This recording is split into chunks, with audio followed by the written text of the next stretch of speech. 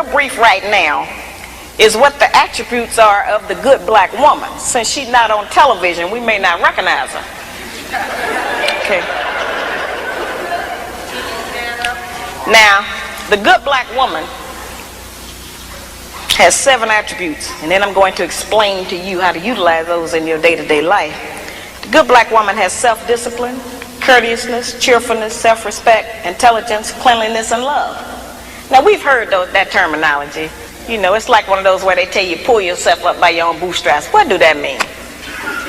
You know, how can I make that functional in my day-to-day life to benefit me as a practice? It sounds like all theory. Where's the practicum? What do I do? The good black woman has self-discipline. That's self-control. Let me make that real for you, sisters. We can start with our mouth.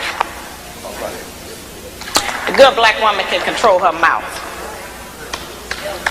She don't have to say everything that comes up. Westerners make it look like polygamy is oppressing women, but actually it's the opposite of that. Polygamy actually helps to give women their rights. Understand? So there's so many women out there that could be having babies for guys. There could be baby mamas out there. There could be mistresses out there. These women have nothing. They have no rights.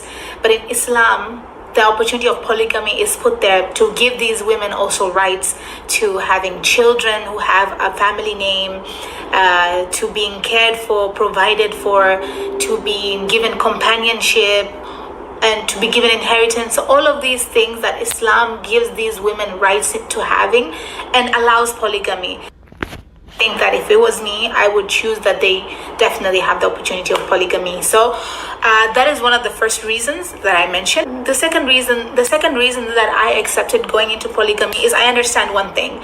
A man can care and love for another woman and it has nothing to do with you, okay?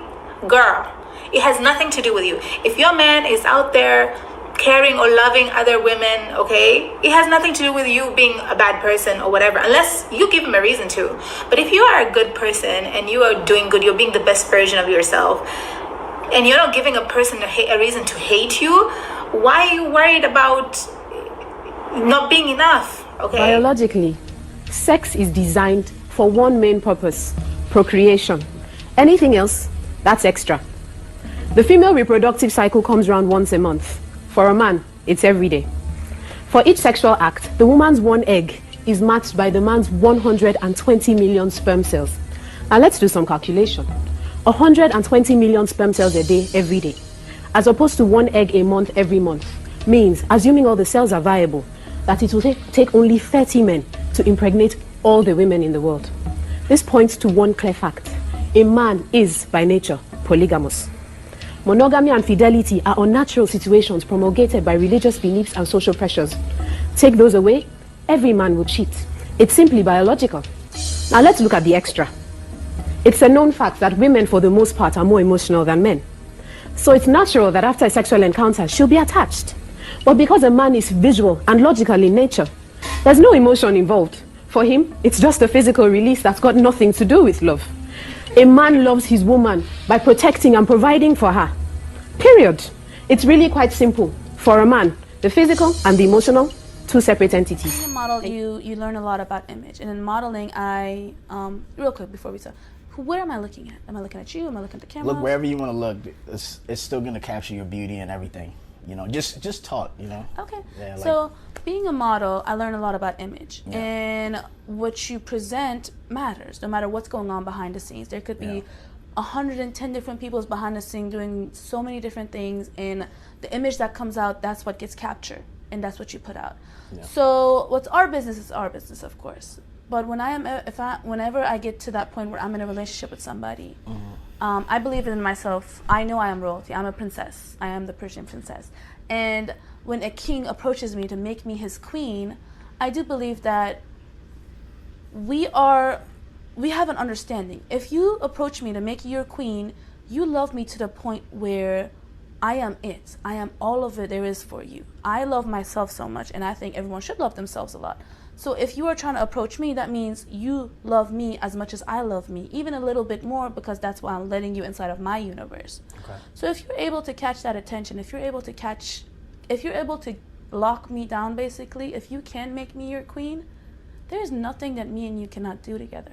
As a man, I believe you are allowed to do, you can do whatever you want, you know. So, for example, with sex and relationships, if me and my man, I believe in a man that it does his own thing. He does his own business, his own hustle. I'm not looking for an ankle monitor. I'm looking for a partner. Yeah. I'm looking for someone to do his own thing, to give me my space, for me to do my own thing, because I'm an artistic person. I have to be able to express myself. I don't ever want to feel like I am getting hovered over. Yeah. And I give you your space. You should have friends. You should have male friends, female friends, people you've been with. You shouldn't have to cut those things off because you're in a new relationship. But that doesn't mean that if we're not together, you don't stop eating if we're not together, right? I mean, if you're across the world, like in Hong Kong doing business, are you going to stop sleeping and eating because I'm not there eating with you?